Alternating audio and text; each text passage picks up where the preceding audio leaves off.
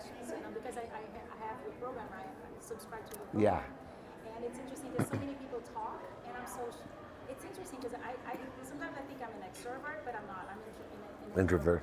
Because when I wanna I wanna talk, Raluca, me, and I feel like I just don't know what to say, or I feel like, and maybe that's one of the questions I want to ask, right? And sometimes I'm so concerned, like I'm gonna be judged, or I'm gonna say something wrong, or I'm gonna say something silly. Yeah. And I have a tendency of people saying that I'm too much, because I am, right? But in my world, I'm normal, It's just that I'm high on life. The insecurity of like, oh, I wonder what Chris is thinking about what I'm wearing, or who like this is, I've known in my life, like I wonder what like, that'll naturally be a response to fear, right? Because you're going to be afraid of, oh shit, did I say something to whatever it is to embarrass myself? But it's shortening the amount of time that I have that fear and recognizing my reaction to that fear.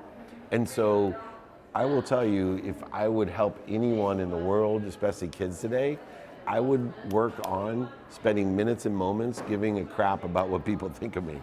Because other people's judgment of you is just based off of fear and doubt. And why would you care about someone's opinion based on fear and doubt? And most people, although they may express an opinion of you, they don't really care. And it's even, yeah, like it's really not a big deal. Sometimes my thoughts make so much sense to me.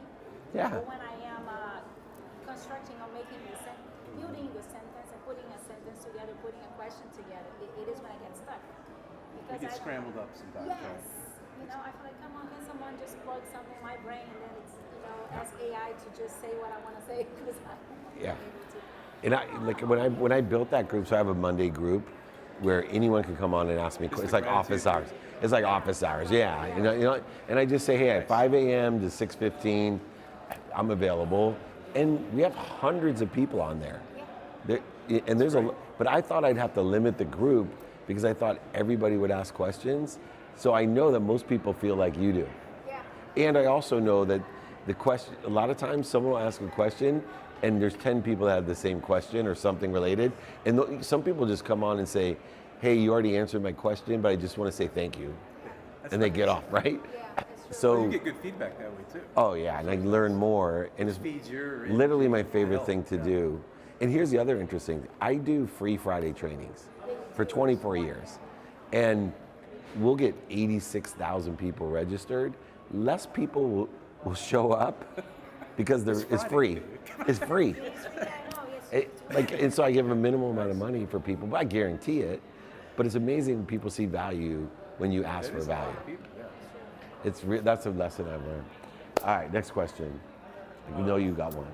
I just want to say, I met you in Phoenix like almost 2 years ago, I think. Oh, is that where I know you? Yeah. You're not my stepbrother, right? I'll think I am Jewish. I was raised Jewish. I'm from Connecticut. Oh, there you go. Okay. Maybe. Yeah, my dad does have a reputation. So. I found out through 23andMe that I'm 6% Ashkenazi now. Oh, there you go. go. A little closer than we thought. Nice. But you helped me some answers with Ego. I had a young son at the time, married. Yeah. Fiance, whatever. Either way. I took that advice, turned about 500 into 46,000 in a month and a half. I called you, and you said if you need help become a multimillionaire, I got you. I was like, I know what I'm doing. Burnt it all, crashed and burned. Like, pretty much almost lost everything.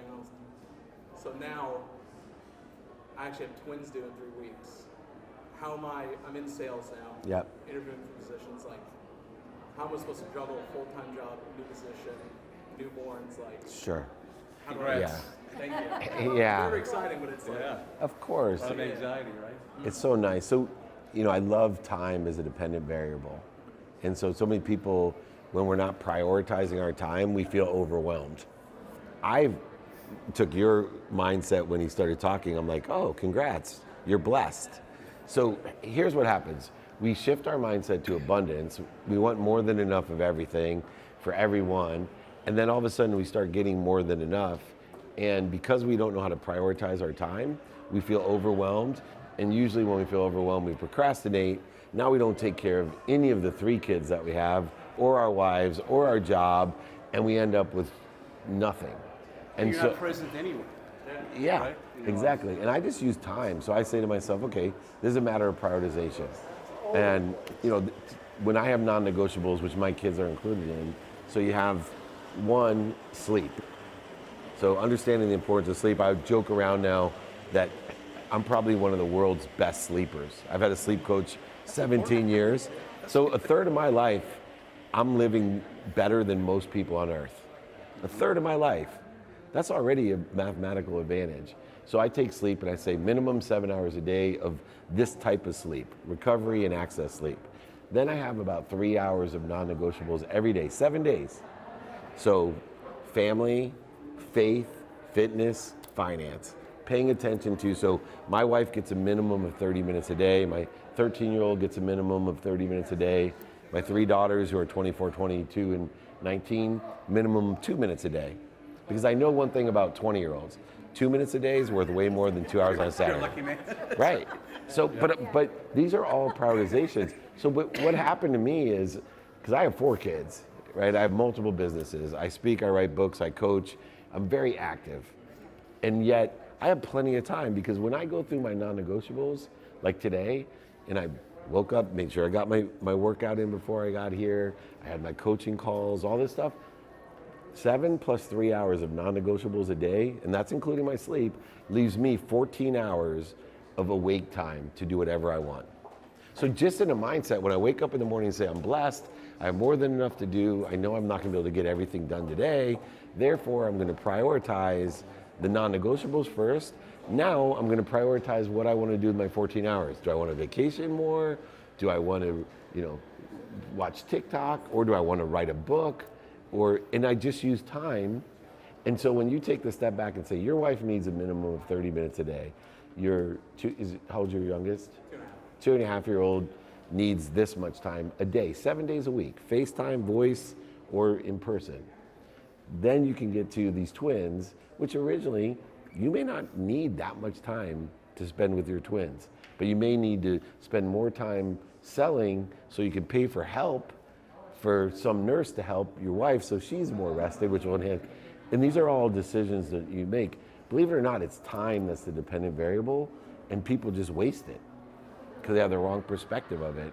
Even in dis-ease for me, anything that puts me at dis-ease, physical, mental, emotional, spiritual dis-ease, I address it immediately and shorten the amount of time. I used to say, I don't get sick. Even, Justin, how long you've worked with me? 10 years. I've seen you sick, I think, once. So I used to tell people I don't get sick. Even through COVID, my wife, I think, had it 5 times. I never got it. And I was tested because I was traveling all the time. What I realized was I have dis-ease, physical dis-ease. My nose will run, or I'll get a small itch in my throat, or I won't feel 100%. But I just shorten the amount of time that I'm at dis-ease. So it appears to everyone else, like he asks me all the time, how do you always have a strong voice? You speak all day, and sometimes loud. How is it I go party in Banyan Dunes and come back with no voice, and you don't sleep for, these trips, you come back and you're teaching all the time and coaching? It's because I just spend minutes and moments in dis-ease. So you use time and get better at using time. Okay. There's enough time. I've been I work nights at Cheesecake Factory and then try and get everything else done in the day, selling wise, all that. Yeah. Just trying to figure out, because the sleep is very important, obviously, but I'm getting home at midnight, getting up around 7 or 8, and it's I'm trying to figure that out. Yeah, well, getting that sleep in, unwinding is really important. So as you're finishing up at the Cheesecake Factory at 12, try to unwind, make sure you're not having caffeine, make sure you're not getting stressed out, having negative conversations. I don't know what it is about marriage, but your spouse normally likes to bring the most stressful things out right before you go to bed. So I've conditioned my spouse, unless it's emergency, I have an unwinding routine. I won't even let her. We got into it a little bit last night because I really wanted to make sure, and she put on the Housewives, and I was like, turn that on after I fall asleep, because I'm totally unwound right now, and that is negative energy to me. I literally, and when you get at peace like I am, you feel people, or you feel content. You're like, that's like someone putting Tabasco in a wound to me. And I couldn't, just the voices of those ladies, I couldn't go to sleep. And I was like, put in something, totally mindless and relaxing, your ancient aliens or something that I'm not listening good to. one, Paul. Exactly. As a matter of fact, my wife is. Because his voice is really calming, right? My wife does the ghost hunting and all that. Oh, yeah. She actually speaks in paranormal conventions. Oh, she And might know knows my all those guys cousins. on the alien So, space aliens. yeah, my cousin David Kimmelman's son, Jordan Kimmelman. Okay. He's She one of probably those knows. guys. He would know him. I don't do Because they had a that with her. podcast and a TV show. Yeah, She that's does cool. the Skinwalker Ranch folks too. So I interviewed the owner of Skinwalker Ranch, and so I didn't know anything about it. You guys will like the story. So I have a studio at the stadium, SoFi. So this guy comes, and he does other stuff too. A big entrepreneur. So he says, "Yeah, he's a real estate guy. I bought Skinwalker Ranch and blah." And then everyone starts talking about it. And I'm like, "Oh, my wife will totally love to come visit." He's like, "Why don't you guys come visit? Because I want to warn you though, people have very weird experiences. You could get sick or this." And I'm like, no, my wife would love to come. So I got home and I asked my wife, I'm like, "Have you ever heard of Skinwalker Ranch?" Because we just got invited. They're going to fly us in and check it out. She's like, "I'm not going there." She watches. Yeah. She's like, They have more viewers now than Ancient Aliens, so do they? you guys got a little butthurt during the Yeah. last- It's a good investment. All right, next question. I would like to say thank you. Go ahead. Chris, you? You were saying something earlier that I guess like negativity people. I work with someone that. How do you avoid like the negativity whenever you work with people? Right. Like, cause I don't enjoy it. So it's something that brings me down, and I've many years that try to avoid. Of course. Here's the matrix that I created. So I used to start with saying, feed those that feed you, let the people that bleed you fall away, or fire them. But there's some situations people come back and say, I have my office right next to this person and I report to this person and I like my job, I just don't like this person because they're negative. Or they'll say, I like my family and I want to go to Thanksgiving, but this sibling of mine bleeds me. So I've added a matrix of, it's good to identify who feeds and bleeds you. This person obviously bleeds you, but we also have control over relativity. We have control over the relativity of the negativity. So the relativity of the negativity means how much exposure am I going to give myself to that person and how much am I going to allow their negativity to impact me. So for example, I hate doing this on video, my mom's 80 years old. I will lie in front of a bus. He knows that I'm a mama's boy. He used to make fun of me for being a mama's boy. He's a good boy. I would love to do anything for my mom. But at 80 years old, she bleeds me financially, she bleeds me emotionally. It's hard. And she's needy and bleeds me, and I love her. But I know that because of relativity in my life, she can bleed me all she wants. But I used to let like a high school friend of mine who I looked up to in high school bleed me. Today, I'm 55 years old. They'd say something and I'd let it bother me and, your videos, you're full of shit. And all they know is a snapshot of me when I was 16. Give me his name. Right, 16, and I was like 55. It's like, wait a second, but I would lose sleep over it. I'd be worried, like, he doesn't like me. And he was on homecoming court when I was 16. And I don't let those people bleed me anymore. I just limit the amount of relativity in my life. And so when I run into encounter people that have no relativity, simple, fire them, let them fall away. But when they have relativity, now limit the amount of relativity you allow them to have with their negative energy. And so, I'm sorry, I gotta go to the bathroom. When they start in on it, it's so easy. I mean, I even do it to my mom. I spend a minimum of 1 minute a day with my mom every day to tell her 4 things. I'm happy, I'm healthy, I love you and appreciate you. But if she starts in on, some drain, I'm like, oh, Mom, I just want to tell you, I'm happy, I'm healthy, I love you, I got to get this other one, it's a big business call. And meanwhile, just hang up. 'Cause I'm playing with the relativity. And she feels good about it, and I limit the negativity. Well, you've talked about it before, that you have to prepare for these difficult conversations that you may need to have with this person. I've seen you discuss this and write about You're it. practice. So I think Yeah. you have to practice if you really want to have a heartfelt conversation with this individual. If he is an influencer at work or maybe a boss, there's always different levels, sideways and down and up at work, and it gets complex. But if you keep avoiding it, as Dave is saying, it's so toxic to you. Yeah, Your I soul, right? tried to talk to Yeah. them before, but it's just Yeah. gets And then you Have can just someone help forgive. you. Have Yeah. like a mentor or maybe somebody to mediate with you. That's a safe person, right? Kind of help you with that. And if not, there's also preparation of, hey, I'm not going to let this be relative to me. So I'll practice emotionally because I know in family functions especially, so my family has a genetic, energetic scarcity to it. Like it's just, because of the generation, it's just scarce. And I broke the chain. I'm very abundant. And so like the conversations, I have to prepare so that I'm not judgmental because they're just being them and I'm being me. And I don't want to create more separation because they're always worried about money. There's never enough. There's always, the black or the white. And I'm not that person anymore. And so I'm just like on the drive down, my wife, indicated to me a lot of times, I can tell an energetic shift in you now when we're going to a family function. Like you're not yourself. Like, and so I'm practicing staying at ease and not being offended. Because I have, a need to be offended. That's one of my reactions to things. And all it does is create interference. Well, family has like a little button. They know exactly. Right. Yeah. Right. Let's get them. Yeah. Someone said Sure, I that's did it definition at of some point someone. when we were younger. Very rarely. Billy, He still does. Scott does to me when your brother's a Harvard summa cum laude rabbi. I get you. Yeah, man. Family is that way, right? Friends at work be that just exactly. Yeah. They say that the people that are the closest soulmates to you, they just know where your buttons are. Yeah, they do. And it gets you from 0 to 100 very fast, right? Yeah.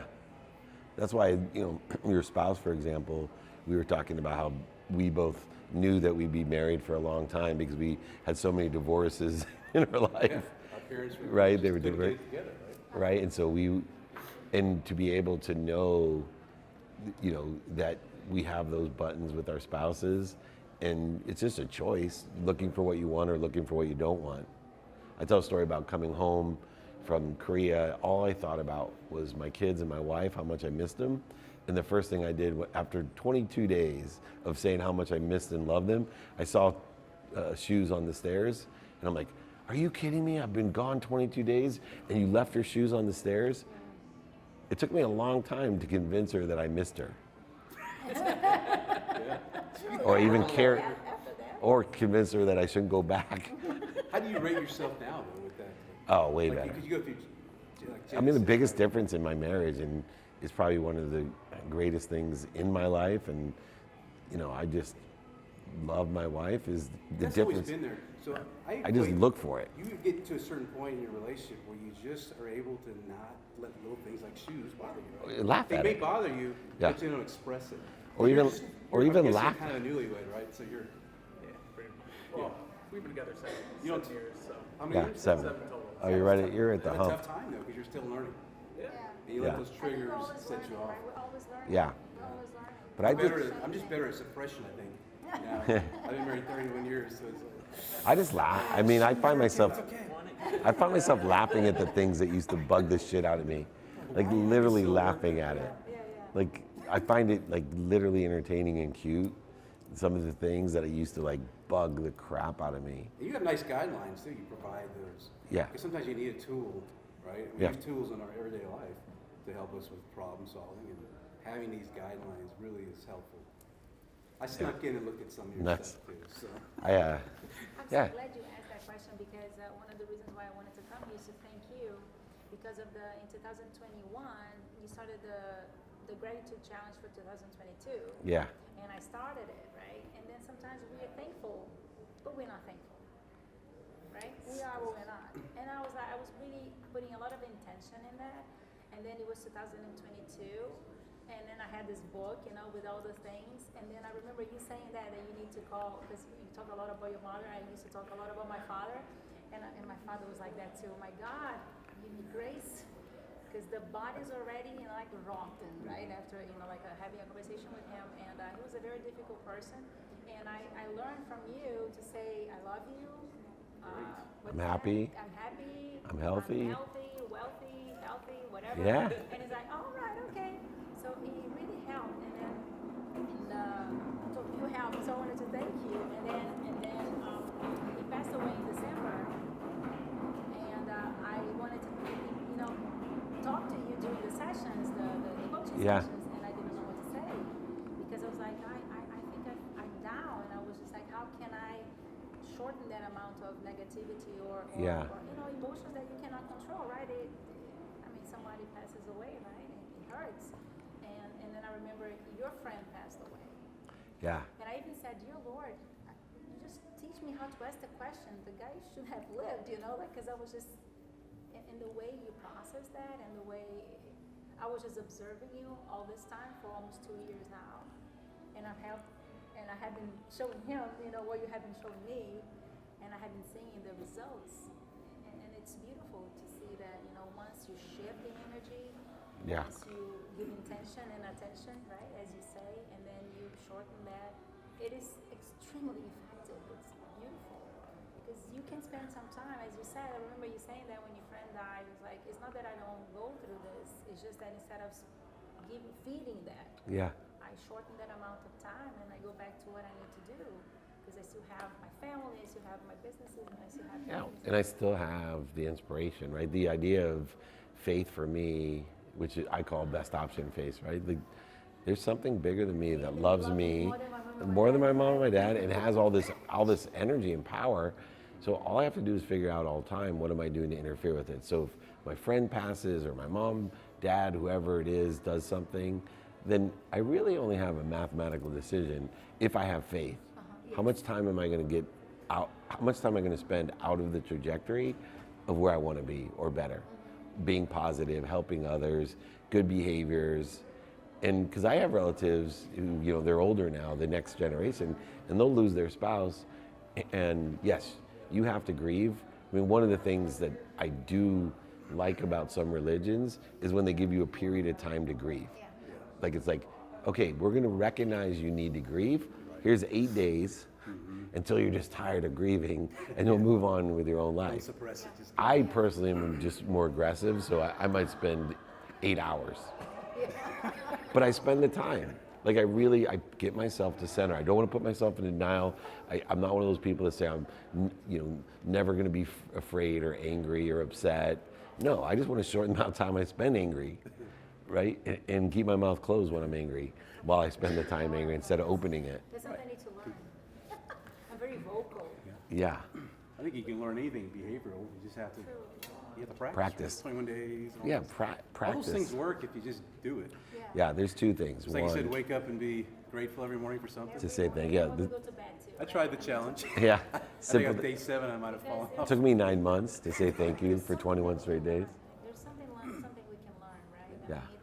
It's just beautiful just to embrace the process. And I really want to help people do that. That's awesome. In everything I do. You have a This great helps. aura about you. This helps. I love it. Too bad I was away for, I don't know, 2 weeks or 3 weeks or something like that, and I just got back and I had things to do, and I was like, no, I need to finish this. So it's not looking perfect, but this is also something I was like, but it's from my heart. I love that. It doesn't look perfect only to the creator. It's like I used to put on big events, and in my mind, because I was the creator of the event, like the Super Bowl parties with Lee, I'm like, this is, excuse my language, this is a shit show. Like, and everyone would leave going, this is the best Super Bowl party ever. Like, I'm looking at this, I'm like, this is perfect. And you're like, well, I know it's not perfect. Yeah, you're But right. it That's a was good point. every time I'm sewing, every time I'm putting things, I put a lot of energy because it's amazing how if the sewing machine, gets a little, I don't know, unbalanced, or the needle breaks or something like that, and you go, if you feel like saying, I love that look. right? God, I need to buy a new freaking machine.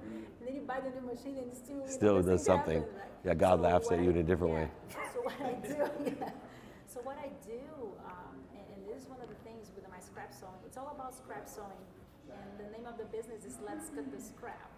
Right? Nice. Hey, I like that. So that's what I do when I'm sewing. Scrap, so you give it. Really be like it. Because I'm even registering, I'm trying to trademark this, but I have someone taking care of it now. So when I'm sewing, I'm putting a lot of energy. Like, let's ship this. No. This is going to someone, and I want this person to be blessed. right? I want What do you think this- about when you're doing like a project like this? What's mostly consumes your mind? I'm gonna give David as an example. Like, I need to finish this. I'm so excited. I'm so happy. It's not tomorrow because I want to join one of your dinners. Yeah, It's yeah. like, it's not the dinner ceremony. You need to really make this fast. You know, you need to make sure that it's gonna be ready on time because I need to pick him up. And I was so happy because I invited him. And he's like, I don't know. I was like, darn it, he needs to go and meet David. And he's like, Sabrina, do we still have time to sign up? I was like, right in, of course. So that was the energy I was putting. And sometimes, even when I am, because to me, scrap sewing and sewing has to do with shifting the energy, Yeah. putting the pieces together and making something beautiful. That's what I say. Yes. And then sometimes I start very stressed, and I'm like, no, this is going to help me to pick up the pieces and put it together into something beautiful. That's what I do. I don't think people do that enough anymore. Spend time with thoughtful type projects. That's When we were what kids, I we wanna always do, made Yeah. this stuff, creative right? Right, therapy. yeah. We made crafts, we made ceramics, we made Christmas ornaments or whatever ornaments. I'm really, and so Hanukkah ornaments. Yeah. I put this challenge together. It's 100 days because September 23rd was 100 days until the end of the year. So I challenged my followers. I still have a small little amount of people following me, but I challenged them for 100 days, 100 blocks, 100 scrap blocks. So every day is to give intention, to those pieces. Yeah. And try to regroup yourself and to spend time with the texture and things like that. So I think, I'm sure that's what I think. When I am sewing, when I'm putting these together, I'm thinking not only in the people that I want to bless, but also how can I be of help, of service. Yeah. The idea of value add versus zero sum. Any other questions? Chris, got a question? You're loving it? I have business questions for you. Yeah, please. I like So business you worked questions. corporate America, Yeah. you start law school and all those things. What was the power to get you to step out of corporate America into entrepreneurship? I find that I always Yeah. have ideas, Yeah. but I don't want to leave the security when you have young kids, right? Right. So, this is a very common question. And once again, time is so important to me because what I did was made time to do entrepreneurial things while I had that stable job. I got you. So you And so it was a prioritization of time saying, okay, I'm going to spend a minimum of an hour a day on this. Because I had that 14 hours. so how'd you decide on what you did today? I did. Did I- he just come to you? I Very own- natural. He's always been had a gift of gab. Right, sales. He's a kid, a Right. little bit. Yeah. So it's interesting because I only limit my perspective to today. This is what I want today, who I can help, who can help me, how best I can get it done. And I'm prioritizing today in a trajectory of where I think I want to be. So I think I want to be an insurance salesman or a real estate guy or a podcaster or an author or a speaker or a coach. This is what I think I want to be. So I'm going to spend this much time doing this. And this, I'll give you an example. I didn't know if I wanted to speak or coach or, podcast or video. I didn't know it, but I knew one thing, that if I could codify the lessons and the stories that I learned, and I knew that I only wanted to do the ones that resonated with me, which was a differentiator from most people just trying to pick lessons.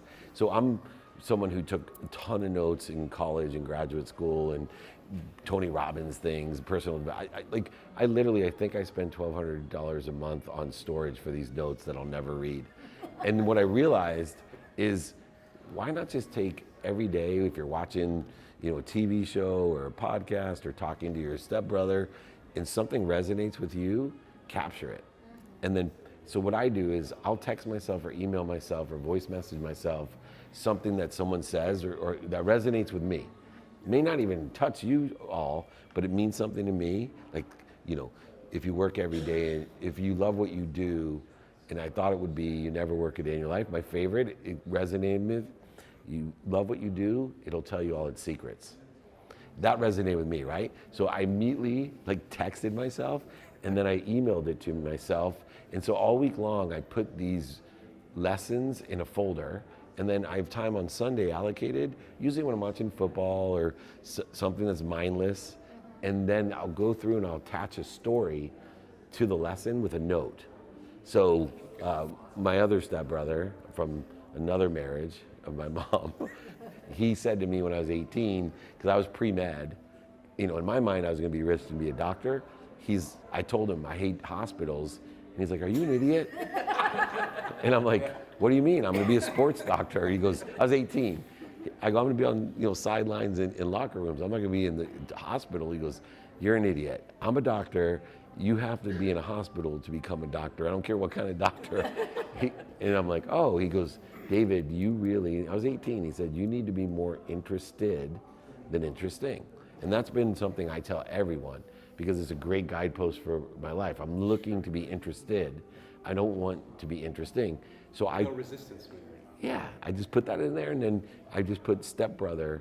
Now I'm gonna have to add a name to my stepbrother because of our relationship. Now I'm gonna have to clarify because I got other lessons. If it's all good, it's me. Exactly. He's not a doctor. I play one on TV. But it's really important because in the trajectory where I wanted to be, my daily practices were about lessons and stories because it gave me more options to be a speaker, an author, to interview, podcast. And I knew, so I was thinking about these things, but I've gone through insurance, real estate, so many different things. Nick, is that all the books?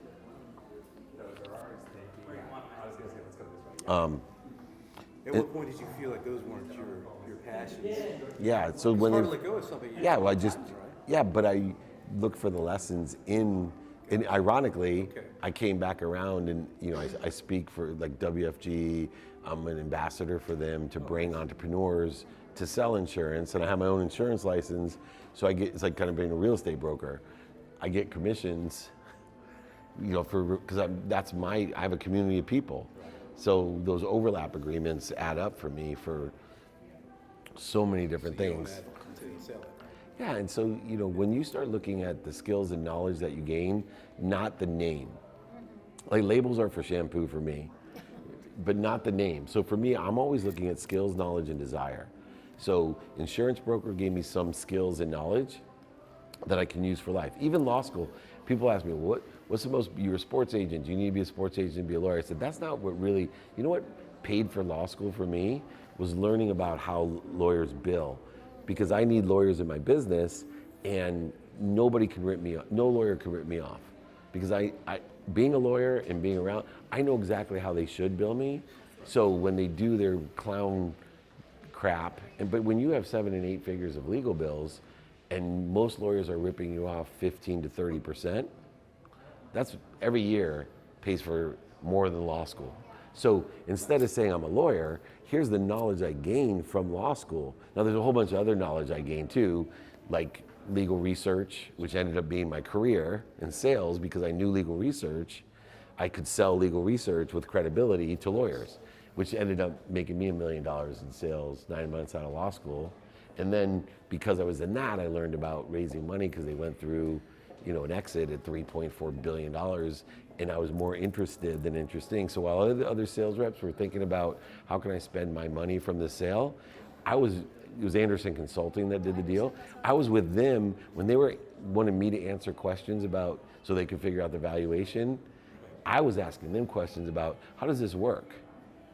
And so when the internet boom happened, I knew all of this M&A stuff from doing an M&A deal that I wasn't supposed to be involved with. I was just curious. The only involvement I was supposed to have in the acquisition was to give them all the information, sales numbers, how many, you know, what was going on in the marketplace. Meanwhile, I would ask them all the questions. Well, how does this work? Like, how do you figure out, you know, what this company's worth, and how do you find the buyers? And they actually offered, when it switched to Accenture actually offered me a job during the boom as well. And because of my natural gab, the sales side of me, I was able to raise money because I understood it and I was a good salesperson. But there's a lot of guys, like my brother, the rabbi, he understands a lot, but he couldn't do what I do. He would know so much more and remember so much more and regurgitate it. He knows 6 languages, but he couldn't sell it.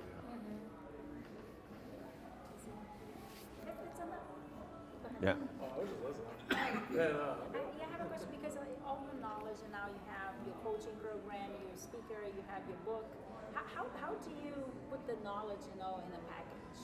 how do you package? Oh, I think I found, yeah, because I was trying to formulate this question, because I also want to be providing people like a coaching program and things like that, and sometimes I don't know what to do.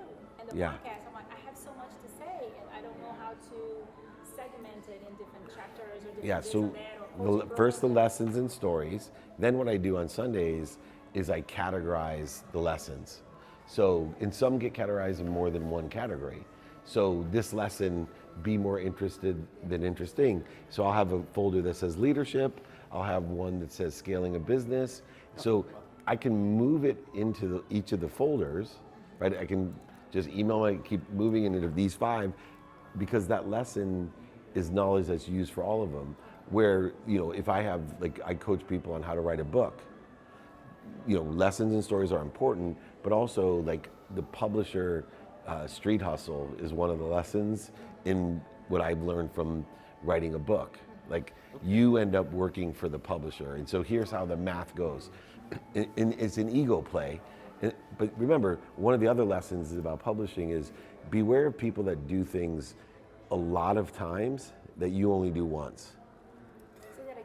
Beware of people that do things a lot of times that you're only going to do once. So they already know, they've done 100 books this year, and this is your first time writing a book. You're at a huge disadvantage, Yeah, true. right? And so what I learned is, when I became more popular, I got a book advance. I'm not going to name the publisher, but I got a big book advance. And I thought, ego-wise, like every other young author, oh shit, there's a lot of money. What I realized was the straight out street hustle of publishers. So they take someone who has an audience and they say, look, I will give you $1 million and here's what you need to do to write the book and everything. But what they don't tell you, because they've done this 100 times, is that they tell you you'll get paid over the $1 million when you sell this many books, but we're only going to do a hardcover book for $35. That costs us about $5.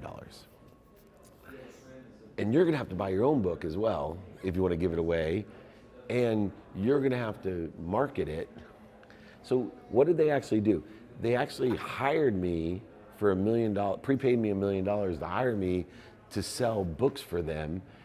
And they did it under the guise that it had my name and picture on it, and told me how great it was.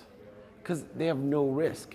Because my whole life I have to sell this many books. And so, and they do this to people for $50,000.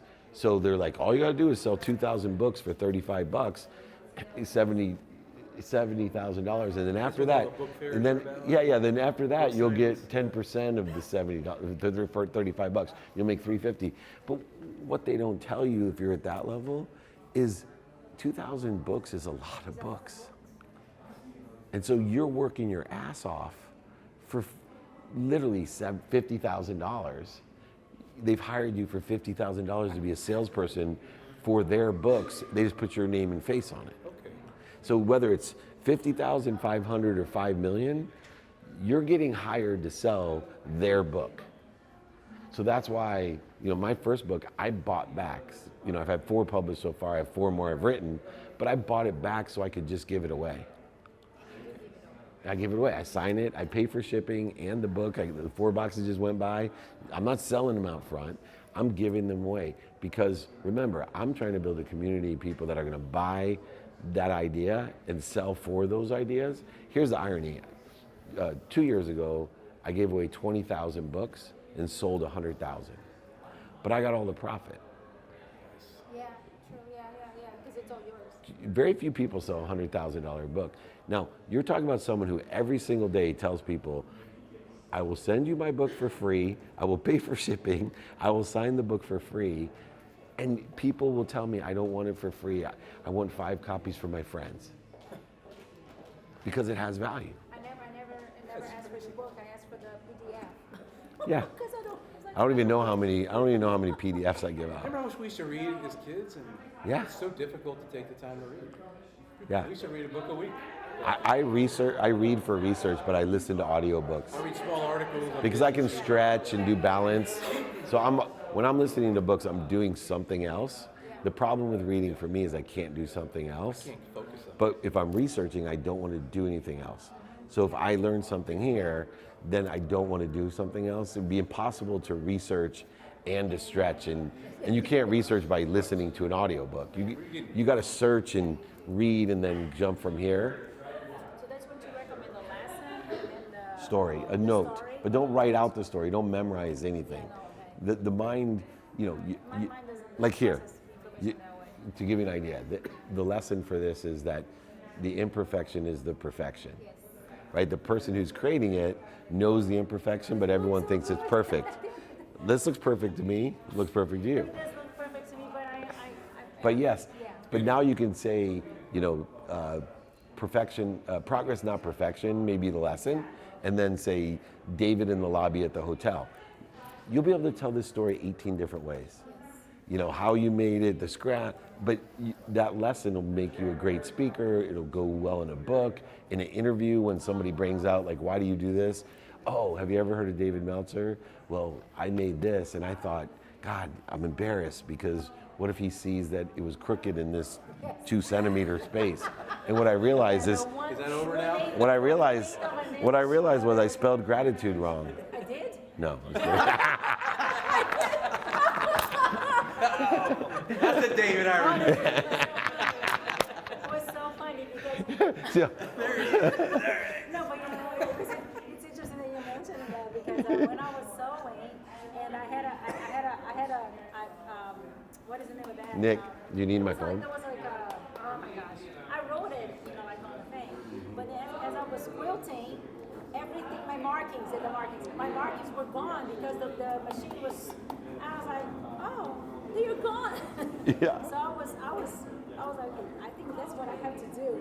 And then I was reading and rereading like 10,000 times. Like, is this correct? Do you want to come sit on the planet? I had, It seems so far away. yeah, you Started to being bother me. accused of something. I did a speech one time, and It's like a fire. the guy's like, fireside I've been chat. following this guy for 5 years. I know everything about him. He's like, great introduction, right?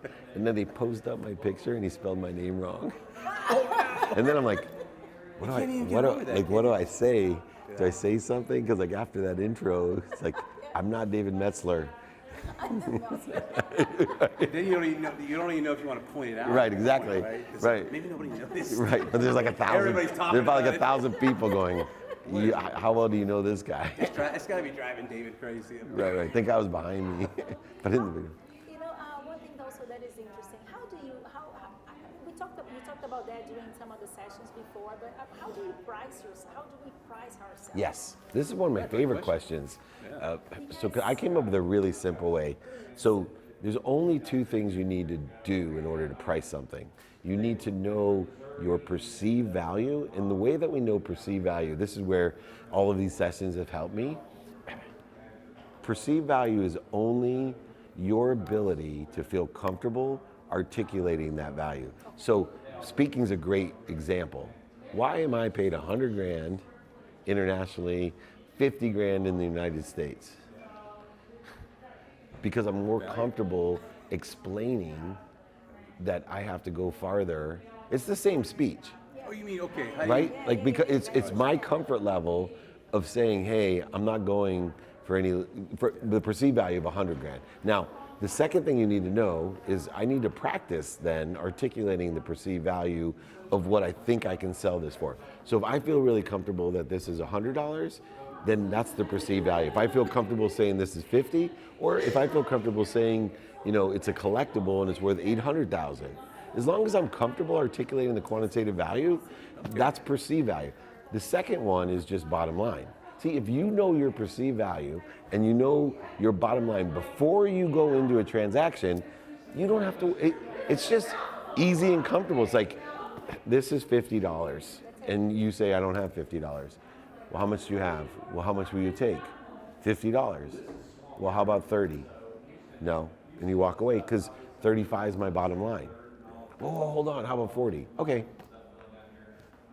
But you cannot ever go, too many people don't have a firm bottom line and they don't practice articulating the perceived value. The greatest salespeople in the world have that quality, no matter what they're selling. I make more money speaking because I'm very comfortable telling, 400 people here, I will increase these 400 real estate people from one speech. I will increase their annual income by 10%. I know that. These are top performers in real estate. At the bottom, you probably make $1 million. At the top, $100 million. So let's say on average they make $20 million. So 400 times $2 million. I'm comfortable saying you're going to make $800 million from my speech. Do you see any reason you won't want to pay me 50? Yeah, you have to. And then well, our budget is 30. I'm sorry, I can't do it. I got a bigger speech in Mexico. It's just not worth it for me. Okay, how about 40? Okay, why? Because my bottom line is 35. Nice. But you have to be comfortable. Most people aren't comfortable with bottom line, and then they get wishy-washy. Well, I feel bad. I don't feel bad at all. I went in knowing that here's what I will take, and if you don't take it, I'll wait for someone that does. Yeah. It will come. And speaking is really interesting because there's so many variables for bottom line, but there's not for me for perceived value. I know my perceived value. It's 100 grand to speak, and my bottom line varies by, am I already going to be in the city? Who's going to be there? I turned down 100,000 because it was my wife's and mine anniversary, and she didn't want to go to Brazil. So there was no. Guess what? I'm from Brazil. Yeah, Of all the places. I love Brazil, but I heard it was beautiful. But In fact, by the way, but that's people why don't the know. back, that's why the back is the pavement and the Copacabana Beach. Oh, it is. Oh yeah, Yeah, that's why. Wow. in Rio. In Rio. Yeah, Anyways. I went for the World Cup. I remember. Yes, go ahead. Yeah, so practice the bottom line's simple, right? Once you determine it, that's it. But you got to be strong enough to know it. Too many people think they know a bottom line and then they go below the bottom line. I was practicing this. It's interesting that you mentioned that because one thing that I'm noticing also is that after you shift your energy and you start to look at the intention, things start to happen and then you get validations, right? Yeah. Like you just validated because remember the store, because I also work with wine. I know you don't drink, but Yeah. Well, So I this is drink, the- I just yeah. don't drink like I used to drink. Drinking Yeah. is drinking. Right, exactly. Yeah. So yeah, in fact, this is one of the things because I was working for a major retailer and then I stopped because I want to make sure that people understand that drinking can be an asset, right? If you drink with responsibility but also understanding the value, oh my gosh, it changes the whole game. Yep. Because all the time when you go to a business meeting, is what? Lunch, dinner, or something like that, right? Yeah. Anyways, I'm helping people doing that. So I remember the first time they hired me. Remember Casey?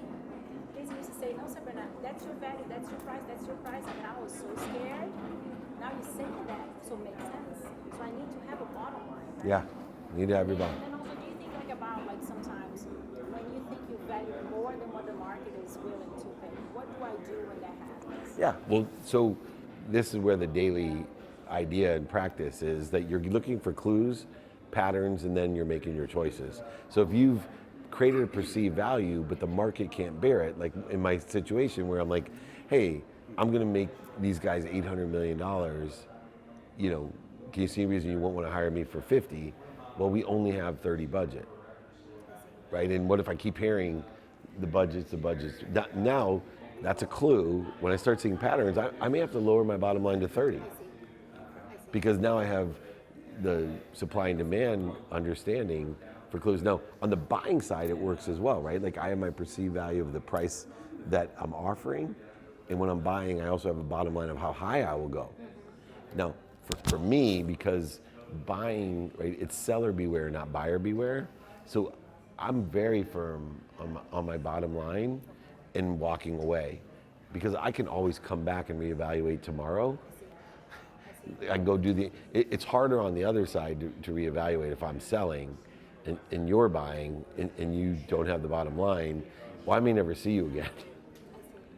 You're right, that's why the car dealers ask for your phone number and they're calling you when you're leaving on the exit of the dealership or when you get home. Well, you know what? Yeah, we can do that. Crunch some numbers. Yeah, right. Talk to my sales. That's exact example. Like I would never buy, because cars are a commodity, I would never buy a car without leaving the lot. And no matter what price they gave me, I would never buy a car without leaving the lot. Because there's always another car. That's why there's a value in like unique. You know, I bought a beachfront property because there's only so many of them. Yeah. And then you had to do it. Yeah, you had to. Right? If you want a beachfront property, this is the only one that's for sale. Where if you want a Raptor truck, you may not get that one right now, but I promise you eventually you'll find that Raptor truck. Bill's just bought one. Did he? Yeah, good. I think it's also getting used to it because one thing that I don't know if it was you saying that or somebody else saying that when things starts to happen and you start to realize your value, your worth, and then it's new, so you feel a little, I don't know, it feels like you're walking in like sand or something like that. So I think as time goes by, it gets a little bit more like, I don't know, second nature, right? Yeah. That's what I understand. Because I still have a hard time like pricing. Well, pricing at this point not that much, but I mean, how can I put this program together and price the program accordingly? Yeah. These are the things that It's practice. What's feedback too, right? You need to get that positive feedback. Right. He's got plenty of it, so you can't compare. Right. Yeah. Clues, Yeah, patterns. at your stage. But I started speaking for free. Like my first year was 100 speeches, and you know, I talk about fooling yourself. This is true not only in speaking but in business. No matter what, 10% of the people are going to resonate with you. They're going to love this, no matter what. So those people that can afford to market are going to capture 10% of the people that don't need convincing of the price. They're just going to love it. 10%, no matter what, no matter how much money you spend on marketing and how great you are at articulating the value, are going to hate this. This is just math on average, right? So you got to remember when you're speaking on a stage, your very first time, and you suck, 10% of the people are thinking, oh my God, that was amazing. This guy changed my life. And unfortunately for you, they're the only ones that's going to come up and talk to you. So you think that you're Tony Robbins. The 10% that hate you, they especially in person, they never show up. They're writing reviews. Yeah, right. They're DMing everybody like an idiot. The thing is that the better you get, the more you can capture the other 80%. The better that you get, you have a bigger spectrum of frequency, a stronger signal and clearer message, so you have a better statistical chance of resonating. Same thing in sales, right? 10% are going to buy no matter what. So if I start off selling my book, but I don't have any marketing dollars behind me, and I'm speaking in front of 10 people, 100 people, 10 people will buy my book. But if I'm big and I have 100 million people like The Rock, 10% automatically love me. You look like it's like the Kardashian thing. I mean, it's ridiculous. And I know that now because my audience got into the millions, where it's like what I used to do, I would see no impact. I go on XM Sirius, I do a Win Daily sports show on Saturday, 15 minutes, and all I do is mention, hey, by the way, I really love the XM fantasy football community. Anybody wants my book, email me, free, sign it, send it, pay for shipping in the book. And I'll get tons of people because it's 10% that I resonate with. Okay. And when before I would never get that many people if I spoke in front of an audience because 10% of the audience was only 200 people. So there's only 20 people that want my free book. Because I'm right? And now, because so many people are listening to XM Sirius, there's a ton of people. And that also happens. So I have everything I ever dreamed of, and I'm still just scrappy. But that's who I am. I'd like to do my best, learn lessons, and have fun. And even if I'm not the best at it, I do my best. I'm not going to quit. No, Right? please don't. Right? Yeah, like I'm hard to bring down. Like these guys were way bigger than me. They'll tell you. I played football. I was harder to bring down because I wasn't going to go down. Right? And I get back up. Right? So that's what we want to do. So expansion, not transition. Yeah, it's not stop or start. Everything's fluid. It's transitioning. You're taking things from whatever the entity's name was or the job or career or industry's name was. Those are just for shampoo. It's just skills, knowledge, and desire, and these expand. Expanding my skills, expanding my knowledge, expanding my desire. That was the expansion into not the thing, the skills. Exactly. I was like, got it. Yeah, That's it. perfect.